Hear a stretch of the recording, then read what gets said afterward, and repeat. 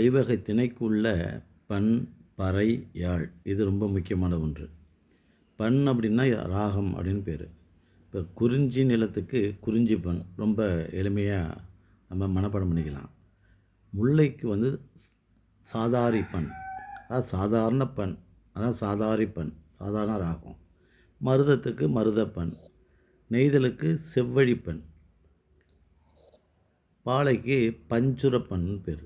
பஞ்சுரப்பன்னா பஞ்சம்னா 5, 5 ராகங்களும் ஒன்று சேர்ந்த ஒரு பண் அஞ்சுரப்பண். 5வது ஒரு நிலம் என்பதனால அது பஞ்சுரப்பண் அப்படின்னு வச்சுக்கலாம்.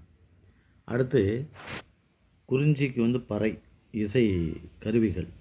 குறிஞ்சிக்கு வந்து தொண்டகப்பறை, தொண்டகம்னா ரொம்ப அதிரக்கூடிய பறை. முல்லை அப்படின்னா முல்லை அப்படிங்கிறதுக்கு ஏறு காளமாடு, அப்போ முல்லை நிலத்தில் வாழக்கூடிய ஒன்று, அப்போ ஏறுகோட்டு பறை. மருதத்துக்கு நெல் தாங்க விளையுது, அதனால் நெல்லரி பறை. நெய்தலில் வந்து கடல் கடந்த இடத்துல மீன் விளையும், எனவே மீன்கோட்டு பறை. இது ரொம்ப எளிமையாக நம்ம மனப்பாடம் பண்ணிக்கலாம். அதே போல் யாழ் அப்படின்னு பார்த்திங்க அப்படின்னா அதாவது நரம்பு கருவி. இது பண் என்பது வாய்ப்பாட்டு, இது தோல் கருவி, இது நரம்பு கருவி.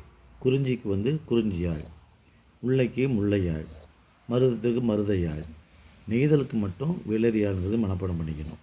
பாலைக்கு பாலை யாழ். ரொம்ப எளிமையான ஒரு விஷயந்தான். இதில் வந்து பண்ணில் பார்த்திங்கன்னா சாதார பண் அப்படின்னா முல்லைக்கு சாதாரணமாக ஒரு பண்ணு, அவ்வளோ பாலைக்கு வந்து பஞ்சுரப்பண்ணுன்னா அந்த 5 ராகங்களும் ஒன்று சேர்ந்த பண்ணு பஞ்சுரப்பண் அப்படின்னு நம்ம மனப்பாடம் பண்ணிக்கலாம். அதுபோல் குறிஞ்சி பறம் மட்டும் தொண்டகப்பறைன்னு மட்டும் நம்ம மனப்பாடம் பண்ணிக்கிட்டோம்னா, முல்லைக்கு ஏறுங்கிறது காளை மாடு, அங்கே வாழக்கூடிய ஒரு விலங்கு என்பதனால் அது பண்ணிக்கலாம். அதுபோல் மருதத்துக்கு நெல், நெய்தலுக்கு மீன்.